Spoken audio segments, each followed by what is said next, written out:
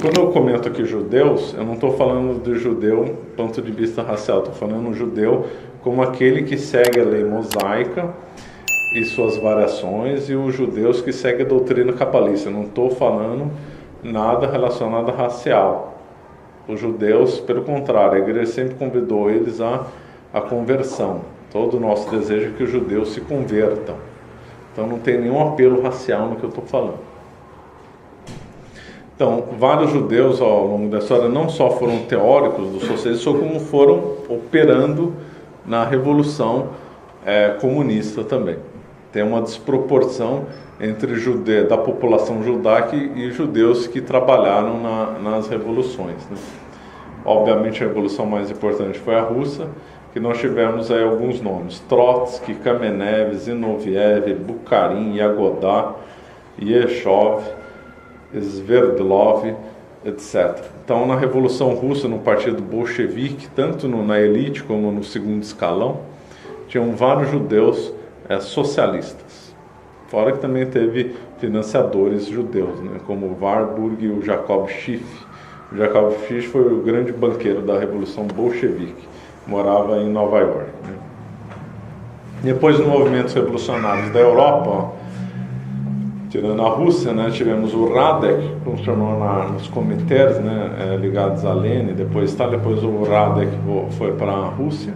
Uma famosa Rosa Luxemburgo, que atuou na Alemanha, o Landauer, que chegou a ser ministro na comuna comunista da Baviera em 1919, foi executado por causa disso. O Bela Kun, né, foi o líder comunista na revolta húngara, também no mesmo ano, 1919 também. Até na China teve influência de judeus, por incrível que pareça. Rittenberg, Botinski e Borodin trabalharam com Mao Tse Tung na China. Agora, por que saiu na Rússia e não na Inglaterra, como Marx e o Moses Hess queriam?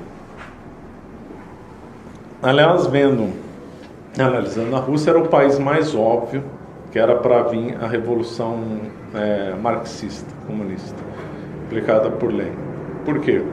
Então nós estamos defendendo assim que então o marxismo é um braço secular da Cabala, ou pelo menos altamente compatível com esse braço secular da Cabala. Então, onde a Cabala fosse mais forte, é onde o marxismo deveria vingar. A dedução parece ser lógica. Então, vendo o ambiente da Rússia pré-1917, nós vemos como um ambiente cultural lá estava imerso nas ideias cabalistas, ideias eslavófilas, que é filocabalistas, e ideias gnósticas. Então nós vemos, o Marx chegou a corresponder com alguns autores na Rússia, tardiamente, já no final da vida do Marx. Ele correspondeu com Plekhanov, que levou os trabalhos do Marx lá. O Marx reinterpretou as Mir, né? Mir é uma palavra que os socialistas adoram utilizar, porque Mir em russo significa aldeia, mundo e paz. Então, para eles, é uma palavra perfeita, dialética perfeita. Significa mundo, aldeia e paz. E o Marx, então, dizia que as Mir, que eram as aldeias russas, né? A Rússia sempre teve, como todo lugar, né, tinha as aldeias, mas o Marx interpretou aldeias antigas russas, né, as Mir, como os comunistas também.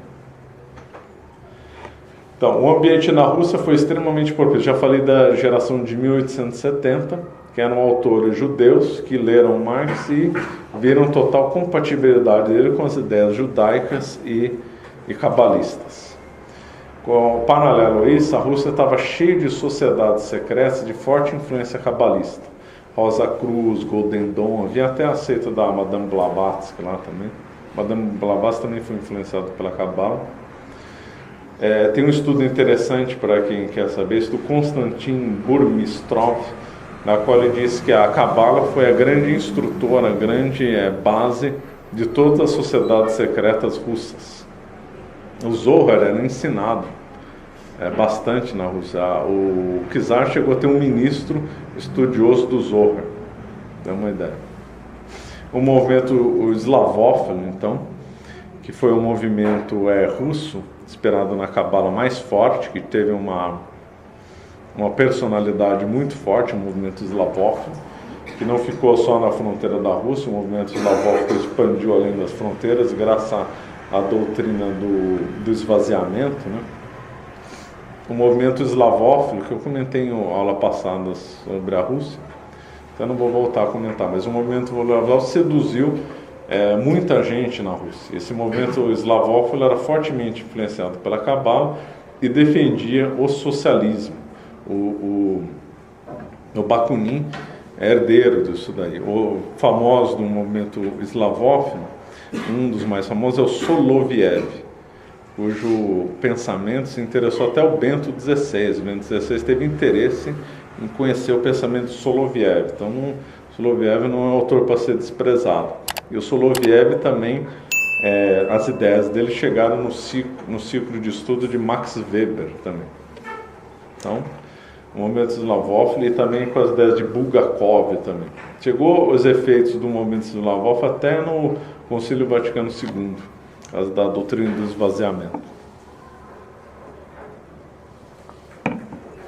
Então a Rússia, na realidade, era a grande nação que estava preparada para receber o socialismo de índole marxista. Porque lá a Cabala era o lugar que estava mais forte, impregnada no pensamento daquele país. Que prova a geração de 70, sociedades secretas e o movimento eslavófilo. O Lenin, então, que era um fulano extremamente inteligente, ele leu as teses de Marx, ficou bem seduzido com o comunismo, só que ele fez correções. Então, para a visão dele, era um exagero ter essa autoconsciência do proletariado. Então, segundo o Lenin, o proletariado não ia atingir a autoconsciência. Então, ele falava que tinha que ter alguém para dirigir o proletariado. Essa foi uma visão muito forte da linha marxista. Isso aí nós podemos até dizer que o Lenin é um marxista heterodoxo, que essa visão de autoconsciência é muito forte no Marx. Outra que não é uma visão típica marxista, ao contrário do que o pessoal pensa, é ter um partido de vanguarda que vai liderar. Isso daí foi desenvolvido bem por um comunista francês chamado Blanc, também ligado ao Marx também, mas o Marx nunca defendeu, não era forte nele na tese do partido, mas para Lenin era. Outra coisa de Lenin é que o Marx dizia que a revolução era determinista, ou seja, se todo mundo ficasse de braço cruzado, ia acontecer a revolução. Um dia aí, o Lenin falava que não dá para ficar de braço cruzado. Então foram 3 mudanças importantes. As mudanças aí aconteceram muito, conforme eu falei, por causa da Primeira Guerra Mundial, que aí surgiram vários autores corrigindo as doutrinas marxistas. Desse grupo que corrigiu, Lenin foi um dos que corrigiu, George Lukács, que eu vou comentar daqui a pouco, o Gramsci, e um outro, uma figura esquecida, mas que seria importante estudar por causa da ligação com o fascismo, que é o Georges Sorel. Então, o Georges Sorel, que era marxista teórico, também fez uma correção, liderando que a revolução teria que vir pelo sindicalismo. Então, o PT aqui do Brasil tem uma visão bem Sorel do marxismo, que havia uma visão bem nitidamente sindical. Essa visão sindicalista inspirou o Mussolini. Então, o Mussolini era adepto da visão de Sorel, e Sorel elogiou o Mussolini. O Mussolini, então, na realidade, ele é um marxista heterodoxo, baseado no Georges Sorel. O Mussolini chegou certa vez e disse: nós não somos contra Marx por ele ser socialista, nós somos contra Marx por ele ser universalista. O Mussolini era favorável de um nacional-socialismo, que não levou esse nome na Itália, mas havia canal de Sorel.